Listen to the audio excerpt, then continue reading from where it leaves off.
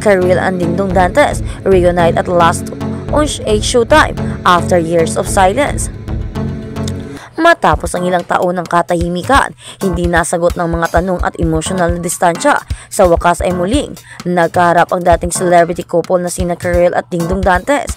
Sa pagkakataong ito, sa harap ng live audience sa noontime show na Showtime, ang sandali ay hindi inaasahan, emosyonal at para sa maraming mga tagahanga, matagal nang natapos. Si Karil ay isang regular na host sa show, ay halatang composed ngunit kalmado, habang si Dingdong ay gumawa ng isang surpresang pagpapakita upang i-promote ang isang nalalapit na proyekto.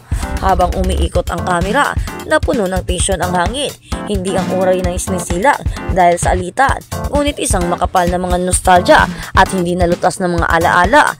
Ang dalawa ay dating isang pinakamamahal na celebrity couple sa Pilipinas. Ang kanilang pag-iibigan na namumulaklak noong kalagitnaan ng 2000s ay mahigpit na sinundan ng publiko. Hinangaan sila hindi lamang sa kanilang chemistry sa screen, kundi sa kanilang taos-pusong koneksyon sa labas ng screen. Ngunit, kasing bilis ng pag-angat ng kanilang love story, natapos ito bigla, tahimik at masakit. Ang kanilang breakup ay ikinagulat ng mga tagahanga at nag-iwan ng serye ng mga haka-haka, bagamat nananatiling professional ang dalawang bituin sa mga susunod na taon. Hindi nila kailanman binanggit sa publiko ang mas malalim na dahilan ng kanilang paghiwalay. Karil carry herself with grace, choose to heal in private. Naka-move on din si Dingdong. Kalaunan ay tumahimik na, ngunit laging namumutawi ang mga tanong sa matagal ng tagahanga. Kaya nang mag-asama silang lumabas sa entablado muli, pagkatapos ng maraming taon, napabuntong hininga ang audience. Ang maikling palitan sa pagitan nila ay magalang at puno ng kapanahunan. Ngunit, ngumiti sila, gumawa ng mga mahinang pagbibiro at kinilala ang kanilang pinagsasaluhang nakaraan ng hindi sumasayaw sa drama.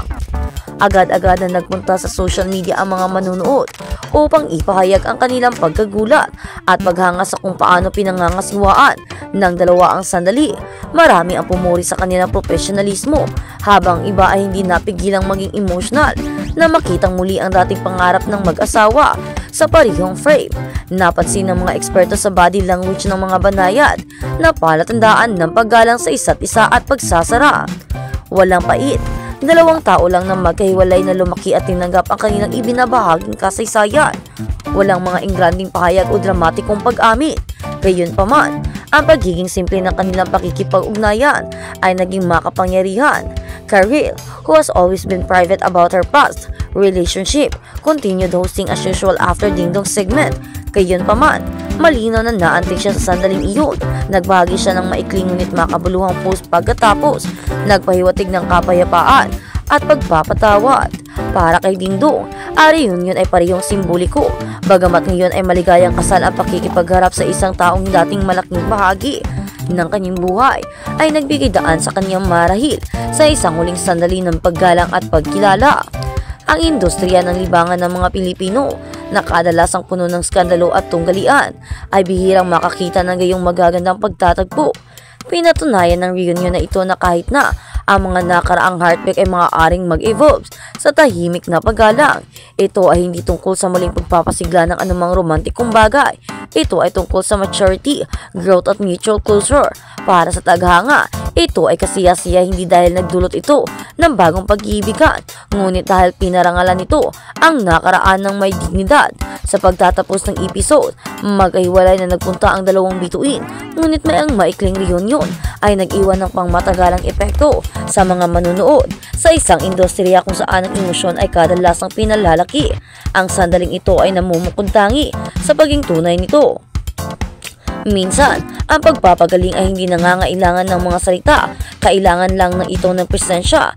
Ang on the stage event for just a few minutes, Karil and Dingdong reminded everyone that time does not just change people, it can also bring peace. At sa kabilang balita, Dingdong Karil muling nagkita sa Showtime.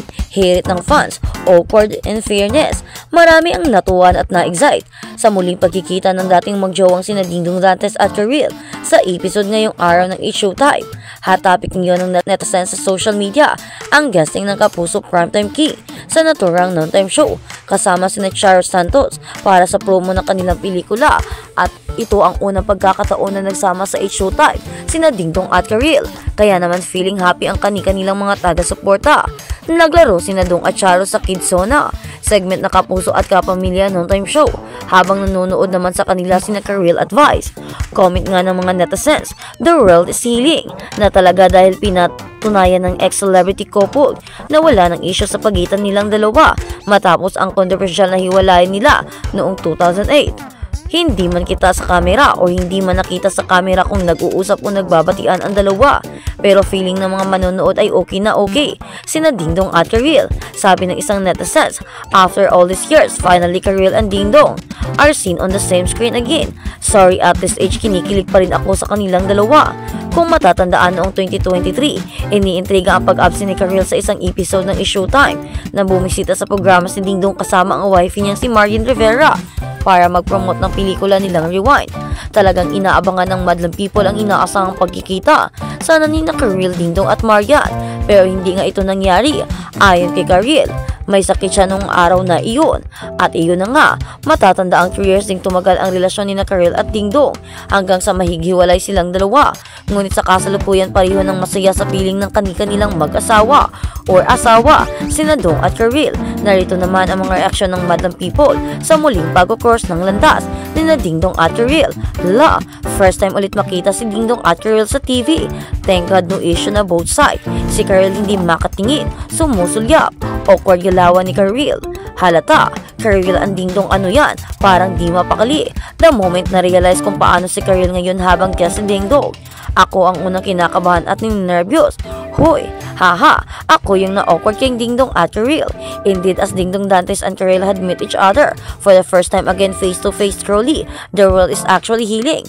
Masaya ang mga fans sa mga pangyayari ngayon at ang sigawan ng mga fans ay sana totoo ng okay na sina Dingdong at Karil at sana totoo na the world is healing. Abangan na lang natin ang magiging susunod na kabanata at balita. Dito lang, abangan. Scene footage ni Dingdong Dantes at Karil Yuzon, nagkailangan sa It's Showtime.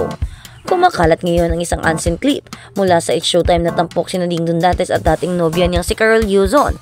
At hindi ito basta-basta. Ang awkward encounter sa viral TikTok clip, makikita ang sandaling bumungad si Dingdong Dantes sa stage kasama si Marian Rivera habang nagpapromote ng kanilang pelikulang Rewind. Lumilitaw na hindi kasama si Karil. Maraming napansin ang kakaibang tensyon at awkwardness nang magtagpo ang mata ni Dingdong sa entablado.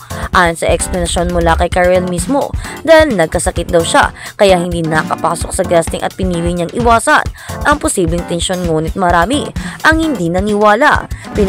Pinanindigan nilang ito daw ay isang strategic exit upang maiwasan ang kahihiyan o plastikan sa harap ng ex at bagong asawa ni Dingdong.